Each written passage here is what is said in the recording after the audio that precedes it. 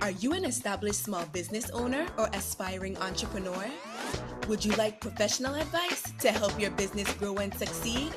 Well, look no further. The Virgin Islands Small Business Development Center is the territory's #1 resource to move your business forward.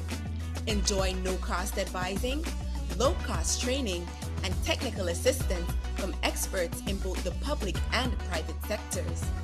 The VISBDC is nationally accredited and sustained by the University of the Virgin Islands and the U.S. Small Business Administration. Visit us at our locations on St. Thomas, St. John, or St. Croix, and follow us on social media at VISBDC. For easy access to all our training and networking events, be sure to join our newsletter and download the VISBDC app. The Virgin Islands Small Business Development Center, here to help your business start, grow, and succeed.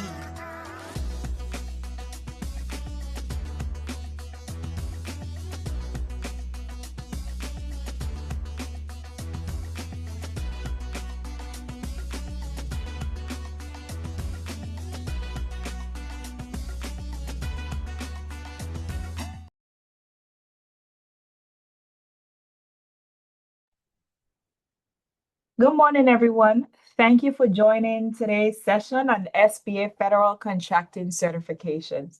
My name is Sharika Industrious Phillips, and I am the Network Marketing Coordinator here at the VISBDC. Wayne, you can go ahead and begin to share your screen. The federal government is the world's largest buyer of goods and services, spending over $600 billion annually.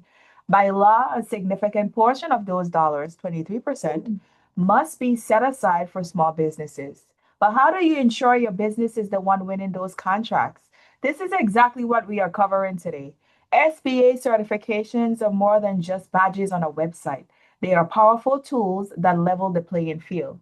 They allow you to compete for set-aside contracts where the competition is limited only to other certified small businesses. To help us navigate this, I am honored to introduce our presenter for today. He is a dedicated advocate for small businesses across Puerto Rico and the U.S. Virgin Islands. As the SBA Senior Area Manager for the USVI, he has helped countless entrepreneurs across access the capital and the confidence they need to compete. Please join me in welcoming Wayne Huddleston. Here's a friendly reminder to place your questions in the chat, and they will be addressed by the presenting team either directly in the chat or later during our question and answer segment. A copy of today's presentation will be attached to the post-survey email sent after this live session. We encourage you to take a few minutes of your time to briefly fill out the survey that lets us know how we are doing. This data is essential to us rendering these deliverables complimentary to you. So without further ado, Wayne, the floor is yours. All right. Good morning, everyone, and thank you for that kind introduction, Sharika. As Sharika mentioned, I'm going to be talking today about federal contracting certifications. We're going to go through a short PowerPoint presentation, and then we will have some time at the end for answering any questions you may have. To briefly go over what we're going to talk about today, I'm going to talk about just generally how you assess if you're ready for government contracting. We're going to briefly go over how the government buys goods and services and how you market your business and identify federal opportunities. We're going to talk about the difference between prime and subcontracting. And most importantly, we're going to talk about how the government can help and how SBA specifically can help with your certifications. So first, before you consider any federal contracting, you need to make sure that you are indeed a small business. You can, of course, engage in federal contracting as a big business, but you cannot receive any help from SBA or any certifications that help you in the process. To make sure you want to make sure that you understand what your North American Industry Classification System code is, often referred to as a NAICS code. When you look that up, it will have information on our list of NAICS codes as to how many employees you must have or what your annual receipts must be to be considered a small business. by and large, just about every single business on in the Virgin Islands is a small business. You'd have to have lots of income coming in and hundreds, in some cases, thousands of employees to reach the size threshold to be a big business. There are a few that are operating in the Virgin Islands, but that are much larger businesses. Often they are owned elsewhere, and that would not qualify. But if you have a business located here, more likely you're going to be a small business, but it always is good to make sure you check just to be sure what those size standards are. And either way, you should always know what your NAICS code is, because you're going to need that during the process of competing for small business contracts. You need to make sure you have the right business type. I say the right business type. The federal government can contract with any of those legal forms of business. You just want to make sure you have that clear and you can report that to them. You can't be a nonprofit and participate in the small business certifications program. It must be a for-profit business. It has to be located primarily within the United States, which includes the Virgin Islands, and its primary operations must be here as well. You receive your NAICS code by visiting the website for that. As I mentioned before, it stands for North American Industry Classification System. The federal government uses these to assess which businesses are eligible to compete for their contracts. Oftentimes, contracting officers will do searches by NAICS codes to find particular businesses. So it's important to make sure that you have your NAICS code appropriately attached and associated with your business. And if your business can perform on several NAICS codes, you want to have multiple ones in there to make sure you capture everything that your business does. For instance, there are construction firms that can do a lot of wide things that cover multiple NAICS codes. So you may go in and put in, oh, I do construction, and sometimes they think that covers that. But if that business can also handle electrical jobs, plumbing jobs, or other type of maybe hazardous materials abatement, those types of things, you want to make sure you have all those codes in there if your business actually does those types of things. Many small businesses will have multiple codes associated with them. Then you want to assess whether your business is ready. One, does the government buy what you sell? Do you have federal contracting experience, the cash, the inventory, the working capital, and so forth to make sure you can compete for a business or compete for a contract? Are you capable of fulfilling a government contract? And do you know where to find contracting opportunities? Contracting officers are not willing to take a chance on your business if you have not done federal contracting before, or you're a fairly new business. If you haven't proven yourself that you're capable of not only operating effectively, but serving the kinds of contracts that the federal government needs to be serviced, then you need to work on getting there before you apply for or bid on a contract. I'm going to briefly cover how the government buys goods and services. So the federal government is the world's largest purchaser of goods and services in the entire world. I know plenty of businesses that only have one customer, being the federal government, and it can be a very lucrative business if you are doing it properly. The federal government spends over $700 billion a year on goods and services.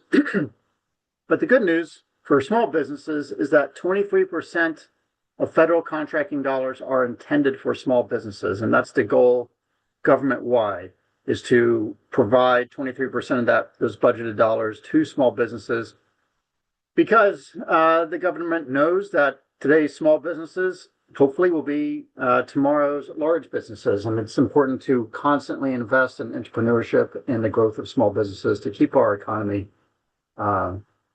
moving well. There are three primary ways in which the government contracts. There is full and open competition. That is just what it says. Full and open to everyone, large businesses, small businesses. Anyone can bid on contracts that are full and open competition. There are small business set-asides, and this is when a contracting officer can set aside a contract to be serviced by a small business. Oftentimes, there are contracts in our territory that make sense for a small business to bid on, and so they can set those aside. And then there are sole source contracts. I'm going to talk a little bit more in detail about these. So as I said, full and open is open to any business. Set-asides has some limitations to it. There is something called the rule of two. So in a set-aside, the contracting officer must show that there are at least two businesses in the small business, and when you set aside just for small businesses, that there are at least two businesses that can capably compete for that contract. So if there's not, and there's only one, or there's none, then the contracting officer certainly cannot make that a set aside. Have to go back to full and open competition. But if there's at least two that can bid on it, then they can set those aside for that. Then there is what we call sole source contracting, where one firm can provide the services on that contract. These are not used very often. They are typically used in a compelling urgency, or if there's an international agreement or there's some national security. It's got to be authorized or required by law. And under certain circumstances, small businesses and business development programs such as 8A. Where this comes into play here in the Virgin Islands is sometimes during a disaster. If there's a hurricane and FEMA and others are coming in and they need to quickly start doing maybe removal of debris and those types of things, need to contract with firms locally very quickly. They can consider that eligible for sole source contracts. So, but they can't even look at you at all if you're not registered in their database, which I'm going to talk about. There are set-asides for our certification programs, which I'm going to go into more detail on and how that works and how SBA administers those. You can, or the contracting officer can make set-asides for women-owned small businesses, 8A, hub-zone businesses, service-disabled, veteran-owned small businesses, and economic development, women-owned small businesses. Still, the rule of two still applies. There has to be a reasonable number of businesses under that set-aside who can compete, but it is a tool that contracting officers can use. They often have goals themselves, not only making sure that they're making sure contracts are fulfilled, but they all have goals to award certain contracts to small businesses. And sometimes they have goals underneath that are not just small businesses, but they want to give some to veteran-owned businesses or hub-zone businesses or women-owned small businesses. And so they're always looking for ways that they can do that. And sometimes they will use the tool of set-asides to make that happen. There are several methods of contracting that government agencies use. There are micro purchases, which don't require bids and are typically credit card purchases by contracting officers. These are very small, certainly less than $10,000. There's not a bidding process in any of this. They just go out and they make those purchases. There are simplified acquisition processes between $10,000 and $250,000. That's still a bidding process, but it's a little bit more simplified than it would be in other ways. There's a sealed bidding process. There's no negotiation on this prior to an award. These are for larger contracts. And then there are contracts by negotiation. These are for $150,000 or more. And it allows the contracting officer to consider more than just the price-related factors. All right, I'm going to talk about how the government can help, and then I'm going to go into more detail on SBA's programs and the certifications. So first of all, there are several platforms set up to help you get into and start in the government contracting process. Very first thing is you need to register in SAM, and the first thing before that is to, as part of that process, is to obtain a unique entity ID number. You can start that at SAM. They'll give you a link, but this is a entity ID number that just identifies who your business is, what your business is, sort of like a social security number for a business. Then you register in the system for award management. You provide a lot of information about your business, what it does, the NAICS codes, the ownership status of it, where it's located. All this type of information goes into SAM, and SAM is what the federal government uses for contracting. It's sort of like the old yellow pages for the government. You can't just walk up to a government building and provide services in a contract. If you're not in SAM, then they can't even look at you. Then you need to obtain a cage code, and that is also done. There's a link in that for SAM that helps you with government contracting, but a cage code is often required as well. There are multiple resources to help you along with this. So at SBA, we have several. We have what's called a business opportunity specialist. They can assist with the certifications process, and they do the screening and vetting to make sure that businesses that are either HubZone certified or women-owned or 8A or these others are meeting the requirements necessary to continue on with that certification. We have a business opportunity specialist that's assigned to the Virgin Islands. He's located in Puerto Rico, but he's here to help. His name is Eduardo, and he's happy to help with anything that you need. We have our district office here. The local assistance here is me. We also have a procurement center representative that is also located in Puerto Rico. A procurement center representative advocates on behalf of small businesses for contracts. They don't necessarily help in the competition process, but if a small business believes it is being unfairly overlooked or something's going on in the contracting process with another federal agency, and there's some dispute in some way, a procurement center representative can look into this and help advocate for you and work with that federal agency on the contracting process. They're not there to put a thumb on a scale and make it unfair or advantage you in some way, but they want to make sure that it is fair for you. So they are there to help you out. We also have a learning platform on our website at sba.gov. There's a lot of fantastic information there on the government contracting process, how to market effectively to government contracting entities, registering in SAM, all that stuff. It's free of charge. You don't have to wait for a presentation to come. You can just take advantage of that at any time that's convenient for you. We also have, and I say we, this is not an SBA program, but it is an important government tool available to you if you're going to be engaging in or you're interested in engaging in government contracting, and that is the Apex Accelerator.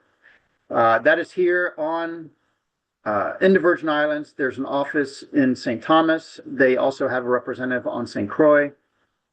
And they essentially, so whereas the SBA works in a lot of different realms of small business assistance, as well as the SBDC operates in a lot of different realms, they are knowledgeable of government contracting. But the Apex Accelerator only focuses on government contracting. That's what they do every day. That's all they do. They know government contracting in and out. They are experts on federal government contracting, but also are well connected with the local government contracting as well.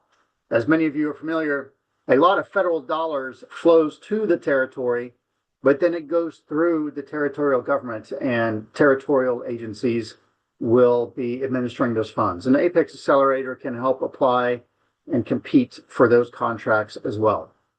They offer a lot of consulting and workshops. They can do one-on-one. They can help you put together what's called a capabilities narrative and statement that can make sure you are seen in a positive light by contractors. They're just very good at this process. And so I highly encourage you if you're interested in government contracting after this presentation and you have not already registered with the Apex Accelerator, you absolutely should do so. They have a site online as well, and they have offices, as I said, on both islands. There are a lot of fantastic marketing resources that are available through the federal government. The System Forward Management has a ton of information on there to help you familiarize yourself with government contracting, with what awards have been awarded locally, what kinds of awards may be available. Just a lot of great information there. There's also the Dynamic Small Business Search, which is a platform managed by SBA. This is a tool where we take out all the small businesses out of SAM. So the System for Award Management applies to every entity that does business with the federal government. But our system takes out the small businesses from that and then provides that as a tool for federal government contracting officers to use to identify small businesses that would help them reach their goals. It's an open tool. It's open to anyone. You can go in there, you can look up your business, and you can see what your business looks like when a federal contracting officer looks at it. So you can see your capability statement. You can review other businesses' capability statement. You can filter by businesses that are just in your geographic area here in the Virgin Islands. You can filter by your industry and look at other businesses and see your competition in the small business realm. There's a lot of fantastic information on there, but it's just a great tool to make sure you know what you look like to federal contracting officers when they're using that resource. And then there are a lot of other resources, USA Spending, GSA Subcontracting Directory, and DoD Prime Contracting Directory. I'm not as familiar with all those, but they do have a lot of good information on there that can help you as you go through the process. All right, the meat of my presentation today is to talk about what SBA provides as far as certifications. These are powerful tools that can help you in the small business federal government contracting process. First one I'm going to talk about is women-owned small businesses. Women-owned small business helps you take advantage of prime contracting goals, helps build capacity and grow, and you can access set-asides for women-owned small businesses and economically disadvantaged women-owned small businesses should a contracting officer create set-asides for those. Now, there are two kinds, the women-owned small business and the economically disadvantaged women-owned small businesses, which is owned and managed by someone who claims an economic disadvantage. And it's a little bit more difficult to obtain. It's a subset of women-owned small businesses. But if you do apply for economically disadvantaged women-owned small business, you would automatically qualify as a women-owned small business. There are some basic requirements for that. 51% ownership requirement is required. So it's not 50%, it's not 50.1 or 50.5%. It has to be 51%. Has to be owned by a woman, either one woman or a collection of women if multiple people own the business. So if someone has a split with their husband or a split with multiple people, you got to make sure at least 51%. And it can be higher, of course. A woman has to have the highest officer position. You have to be seeking federal contracts. The owners have to have managerial experience. They have to manage the daily operations. There's no minimum time in business that's required. But the people who own the business have to show that they are actually running the business as well. So, for example, if it's a male-owned business and they want to compete for federal contracts, I've seen in the past where someone said, oh, okay, well, I'm going to make my mother or my wife or someone, and I give them 51% control of the business, but I'm going to run it day to day. And then they're not really involved. And so that doesn't work. It actually has to be run and owned by a woman or women to qualify. The personal net worth must be less than $850,000. The 3-year average income must be less than $400,000. And the fair market value of all assets is $6.5 million or less. And there's the 8A Business Development Program. This provides access to support and technical support to help. It's geared towards businesses that are just starting out in the government contracting process and need help with technical support along the way, more hands-on support from our business opportunity specialists, matching up sometimes with other businesses that have already had some experience in the program or in federal contracting. The program lasts 9 years and it's only available once per lifetime of the business. We've had several businesses in the territory that have taken advantage of this program. As I said, it provides a lot of excellent management and technical assistance to help businesses compete. It helps thousands of entrepreneurs understand and succeed in government contracting, and it assists and graduate firms to allow them to thrive competitively in the marketplace. 8A firms are connected with our business opportunity specialists in Puerto Rico.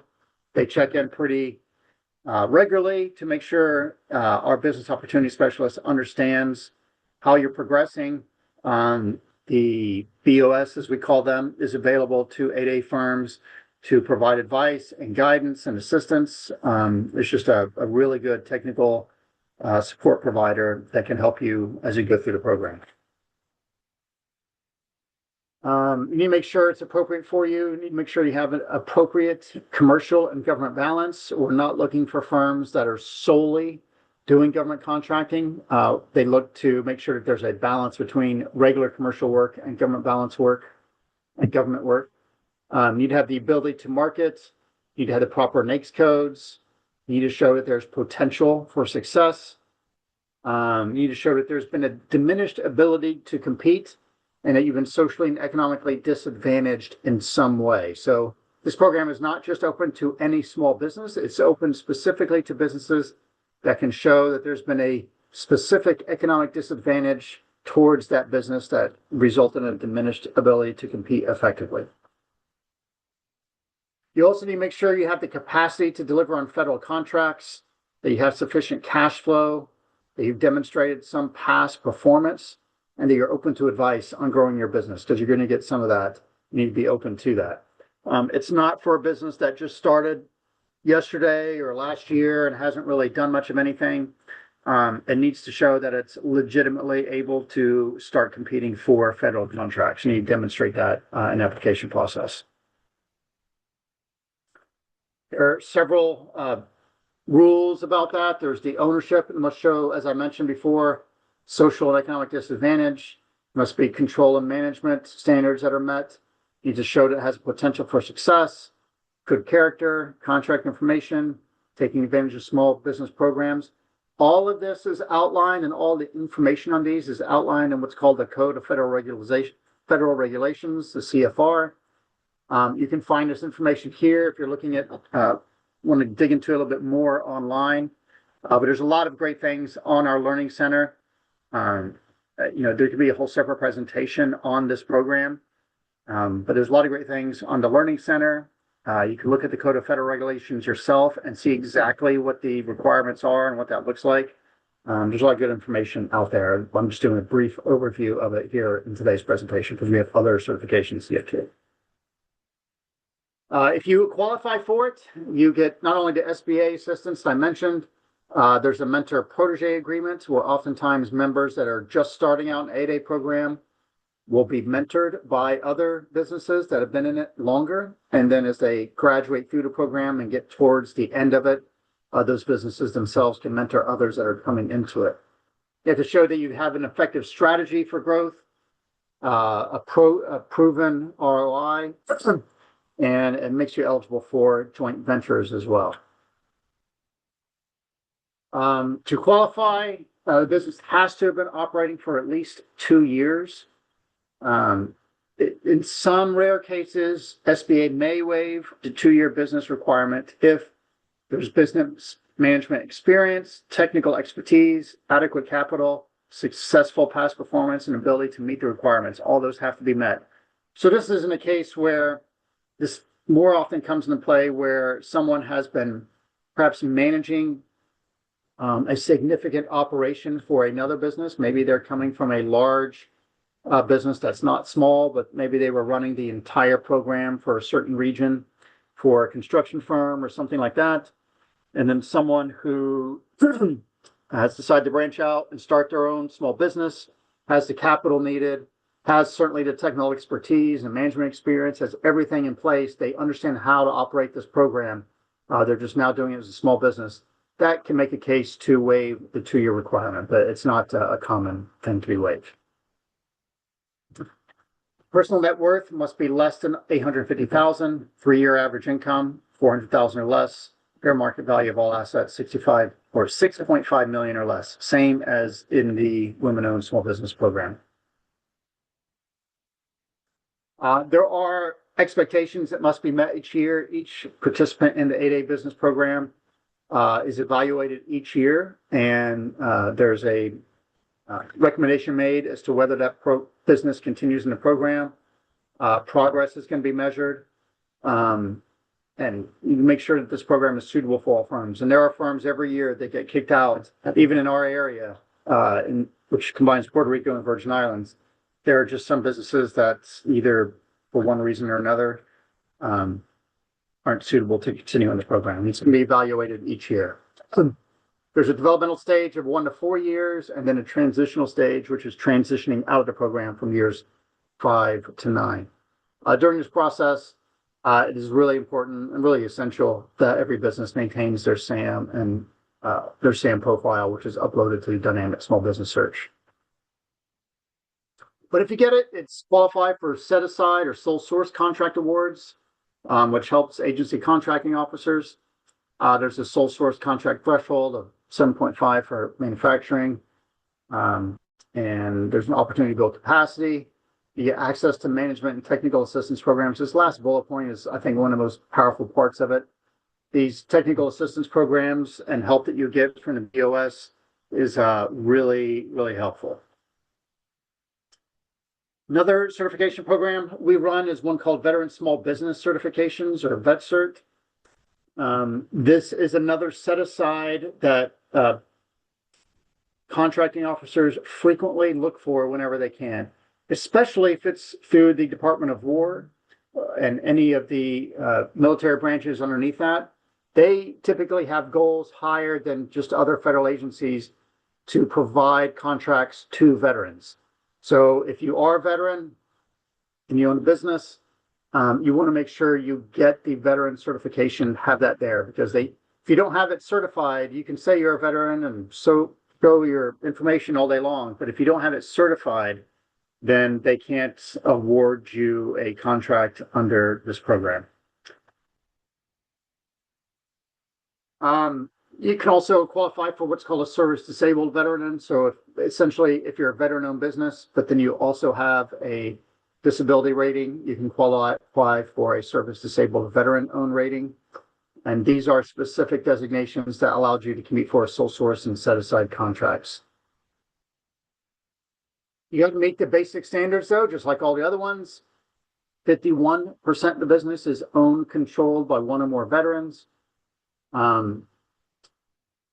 And if you're a service disabled veteran-owned business, it must be 51% owned by one or more veterans designated as service disabled. And there's no threshold on that. As long as you have a rating from the VA of disability, then that will count.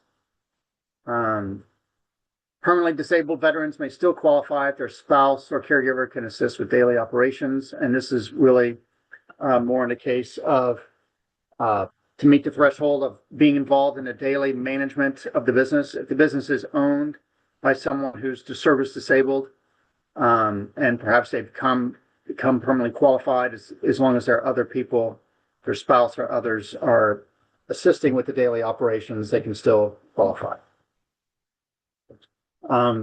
There's reciprocal certification for women-owned small businesses and 8A small businesses as well. So as I mentioned, it's an important program for federal contracting officers. It's a top priority for many agencies. There are a lot of veterans in the United States, a lot of workers in the United States, a lot of veteran-owned small businesses, and the federal government wants to make sure that it helps them contribute to the economy.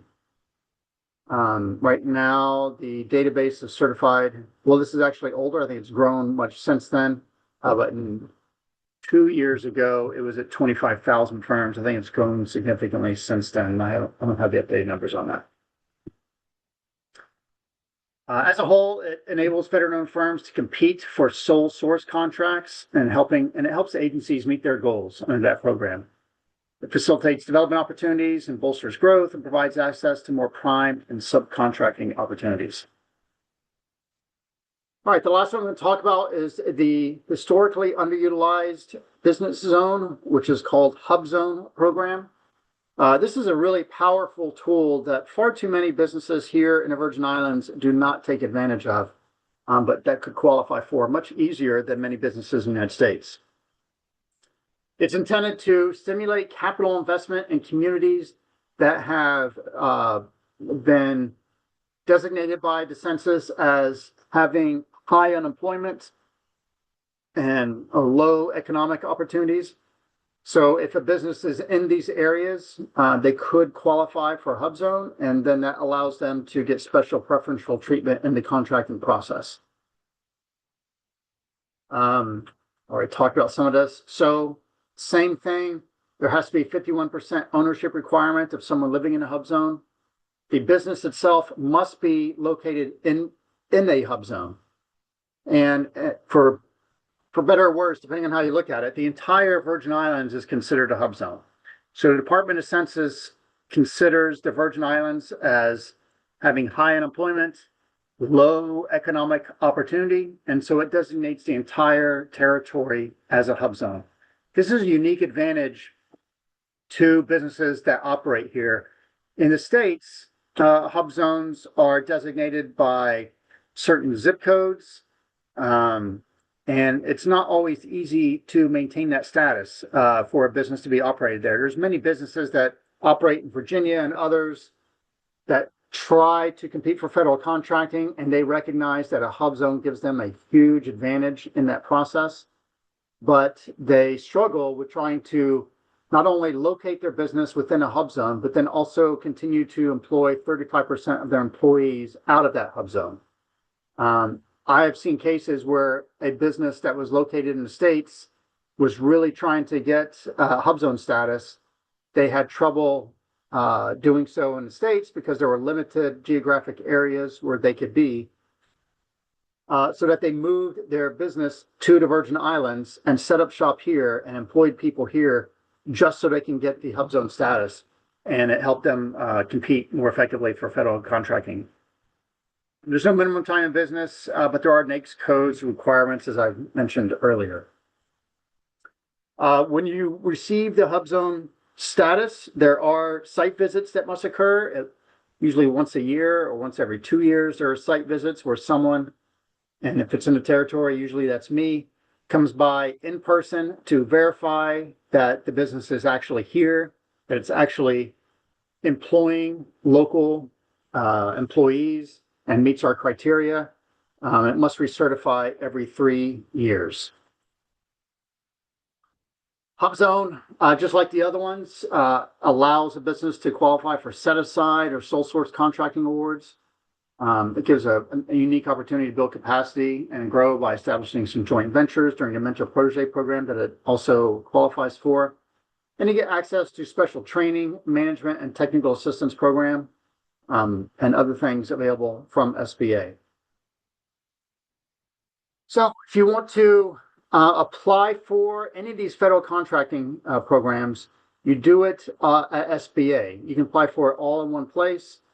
All the certifications are on the same page. You can spend less time.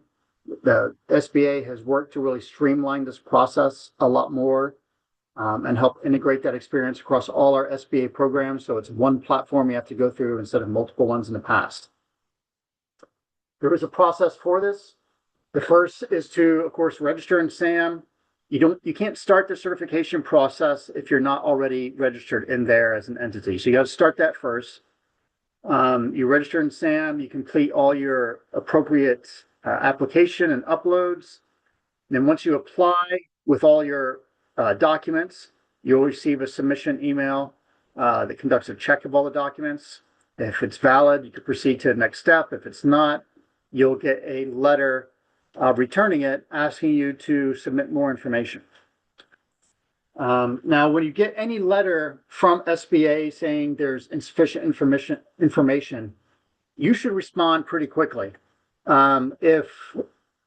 Because they are working through a queue of many people applying on this. And so once you reach the queue and you're looked at by the contracting officer or whoever is evaluating it from SBA, if a document is missing, they'll send you that note.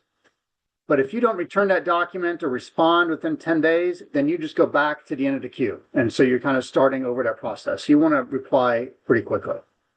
Once all the information is there, there's an eligibility analysis. And then someone from SBA will submit a final recommendation. And then there's a decision to approve or deny that certification. And then you'll get an official letter that marks your entry into the program. So that completes my presentation. I'm going to stop sharing my screen. I'll come on video, and I'm ready to answer any questions you may have about the certification process, or really if you have any questions about anything related to SBA, feel free to ask. Thank you for that presentation, Wayne. I see we already have something in the chat. I'm wondering more about the Mentor Protege program under HubZone certification and the SBA guaranteed loans. The Mentor Protege program is available not only under HubZone, but it's under it's under also the 8A Business Development Program and both HubZone as well. Once you receive that certification, then you should reach out to our business opportunity specialist who will actually be the one included on the official letter, and they'll be notified that you've received your certification. And then they will provide more information on the Mentor Protege program, how to be connected with other businesses. But yes, you do qualify for that under the HubZone program. The SBA guaranteed loans in this presentation is given to me by our Office of Contracting. But really, it's not any special access to SBA guaranteed loans that you receive being a certified small business. It just gives you more awareness of those programs, more touch points with SBA so that you understand the SBA lending process more effectively. Our business opportunity specialists, which work with the firms that receive those certifications, is very knowledgeable on our SBA loan programs, and they can just help you connect with those and understand that process a little bit more effectively. All right, Wayne, thank you for that. And if you don't want to put your question in the chat, you can unmute and ask directly.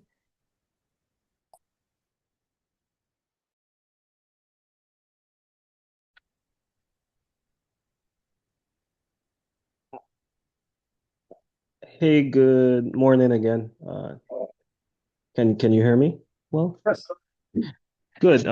My name is Troy Williams. I'm representing Immersive Virgin Islands LLC. Sorry for the noise in the background. And I had the question about the Mentor Protege program. So I'm already HubZone certified. What's the email for the opportunity specialist? You said it's on the certification. I don't think I received that. Is there a way for me to get that so I can reach out to that specialist? Sure. Why don't you do this? Why don't you shoot me an email and I'll introduce you to him directly. Okay, Do you sure. have my email? If not, I'll just write it in the chat. I don't. Can I please have it? Thank you. Sure, I'll write it in the chat here. Yeah, and you shoot me that email and I'll make that connection for you.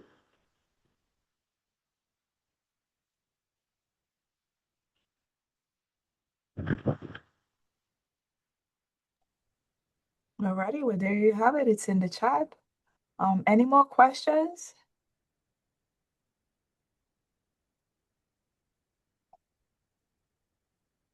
Okay, I don't see any more questions. So what I'll do is I'll go ahead and share how you can access this after the live event.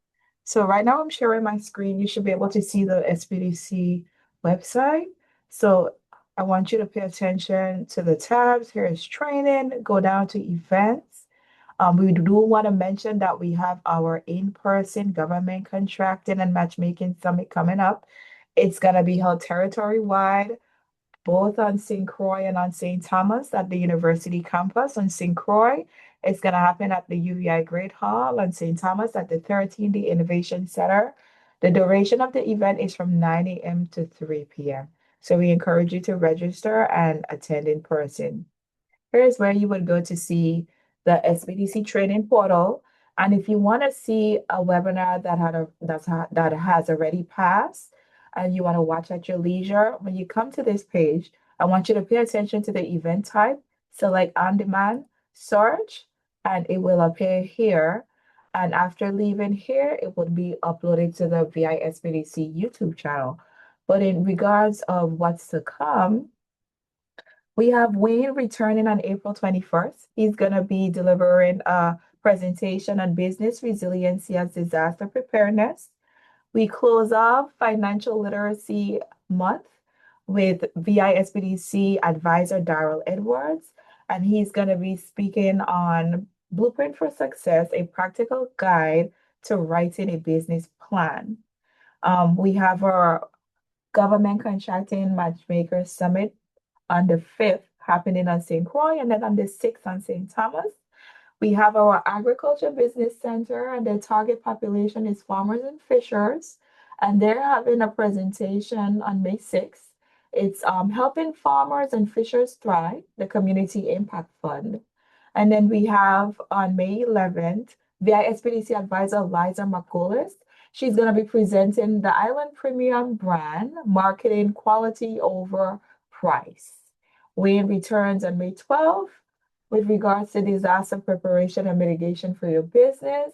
And then we have our local SCORE chapter on May 16th. And the webinar is entitled Navigate and Elevate, Master the USVI SCORE Mentorship Program. So we want you to go ahead and sign up as we have these events ready for you to register. I'm just going to go back to the event. I don't see any more questions at this time. Wayne, thank you for being here today. It's always a pleasure collaborating with your office on these initiatives. And so compliments of the entire VI SBDC network. We thank you for your attendance today, and we want to wish you a productive rest of day. So please look out for your email. A copy of this presentation will be attached. Please fill out that survey that lets us know how we're doing so that we can render these deliverables complimentary to you. Enjoy your weekend, everyone. Thank you.